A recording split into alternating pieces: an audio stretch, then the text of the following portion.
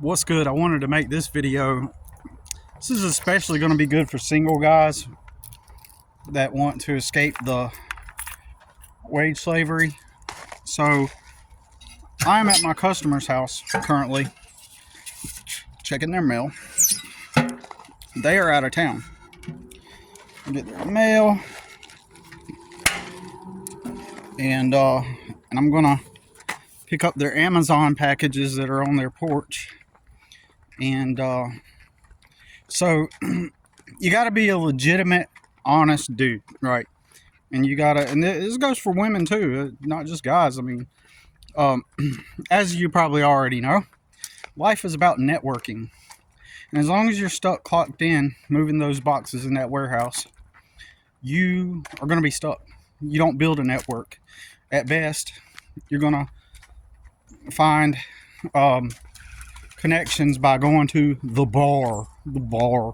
There's a YouTuber that I watch. He could have, kind of ticks me off a bit because he's had it made, right? And he had 30,000 subscribers on his YouTube channel until his identity got exposed. And then picking up their Amazon packages here. So he could have been free and making money by building a brand. Everybody was telling him, hey, like everybody loves listening to him even to this day. And he did a temporary leave on YouTube. Then he created another channel, but he could have totally just bought freedom with his online presence, and in my opinion he still can. But so hold on a minute, let me type in their garage code.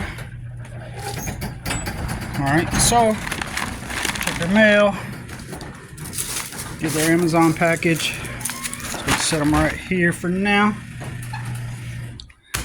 And see anything else. That's it. Close it. All right, so like I said, I'm gonna make sure this door is locked. I'm pretty sure they checked it. See, over time you build trust, right? And again, let me truly emphasize, you got to be truly someone that's trustworthy. Like if you got some kind of vice and you think that you might be tempted to steal or anything like that, then this is really not for you. This is for honest people that want to make an honest living.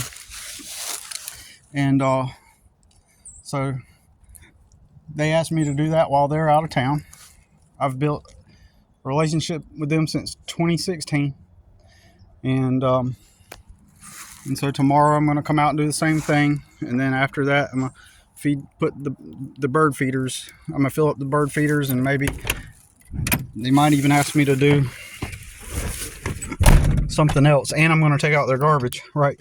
So I get to do these little extra tasks at times, right, to make a little bit of extra money. And so especially, like, it'll work even if you do have kids. Excuse me. We know it anyway. Anyways, I know I'm kind of seems like I'm going all over the place, right? Excuse me.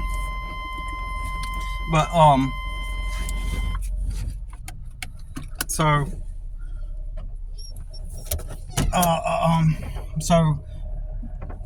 if you want to escape the 9 to 5, you gotta build a network of customers of your own. Life is business, okay? Life is business, okay? So what that means is that you're either, I've mentioned this before, you are either building your own business, or you're just helping one of your peers build their business, right, and build their goals, you know. And this weekend the reason why I have the customer I do have, the customer that I rent from, pretty much, is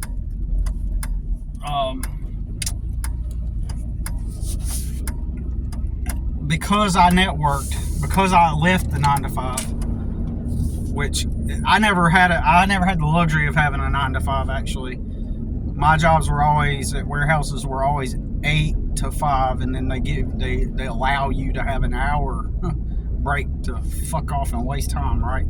Just draining your entire day, right? But anyways, and so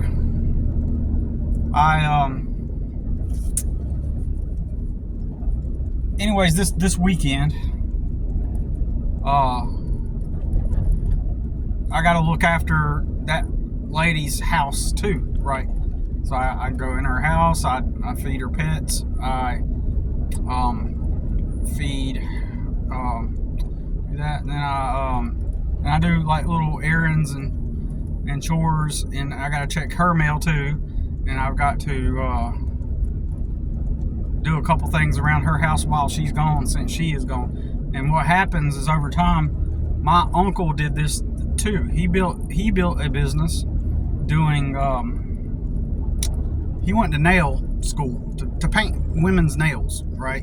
And he started a little business of his own where he rents a space and his clients come in. But over time, he built a network of people, of wealthy people, you know, in Charlotte, you know, at one point, one of his clients was a locally famous news reporter, you know, like on the evening news, and so he built a bunch of wealthy clients, and so like a community and a network of wealthy people, and so he does similar things. He goes and pet sits for them when they go out of town. You know, I'm kind of like, my life, I'm experiencing something similar to what he's experienced. And so while I haven't house sat like that, technically I have in some sense. Like, what happens is I built a network of people that have money, and you know, and I legitimately help them out. It's not slacking off. It ain't like your 9 to 5 where you listen to the manager, listen to your authority, and what they're going to tell you to do. I just want to take a note that I was just driving by when I said authority just now. I looked over and there was some person, obviously it's got to have been a teenager, with a royal purple shirt on and a purple flag, more like of a violet color, at stance, like they were like maybe in I don't know what, the ROTC, but not ROTC. Like I don't know what that was. They were practicing for something, and they were at a stance holding the flag right when I said authority. So I thought that was kind of weird timing. God damn, that is bumpy. That's the crossing through the intersection was fucking bumpy, right? Anyways, so my problem was I could never build networks because I was always stuck, clocked in somewhere, right? And everybody needs a network, you know, a network of people. And so I may not be talking to everybody. Most people I know, I'm just going to assume the people watching this, the majority of people have people in their lives, right?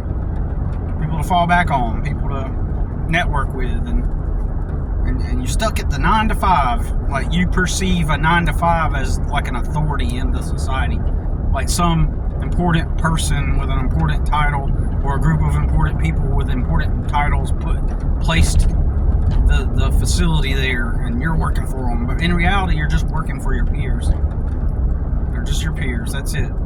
Simple as that. And so I want to encourage you to, you know, I don't know the way this homeless thing is going with Trump and making homelessness illegal, but I would, if you're trying to escape the 9 to 5, minimalize. Put your shit in storage if you can, or if you have to. If you're paying high rent and you're stuck in this redundant loop like I was, like my job's never even paid me enough to have a room at night, and I'd be working multiple jobs. Of course, I've been through a lot of legal adversity, a bunch of legal issues that I had to fight, and so that. But even if I didn't have those legal issues, right? I was constantly stuck making $10 an hour at warehouses or landscaping companies. Didn't get paid crap. And I'm one of those people that clocks in, does the job, does it right, like legitimately does it right. And that's one of the things you're gonna find out. Customers appreciate you more. Like when you do a job for them, they're happy. You ever been working for a company involving customers, and the customer's like, thank you, and they're glad that you did a good job for them, but it's the boss or the manager that gets all the credit and gets all the, but you're just like a peon, you're just a little proletariat, just all right, get back in the truck, like it's miserable, for the most part, working for other men. And I've worked for a couple guys that were awesome, right? I had a few bosses that were really good people. One boss temporarily even let me stay at his house, and he had a humongous 3-story house in a really, really, really nice neighborhood, and he owned a Chick-fil-A, and so, and temporarily when I was younger, didn't have a place to stay, paid me $8.75 an hour, but I had to eventually leave that job because I couldn't afford to live off of I couldn't get ahead. Plus I didn't want to make Chick-fil-A my full-time living. And when I got a position, I was always looking for better jobs, better opportunities. I was always looking for better opportunities. And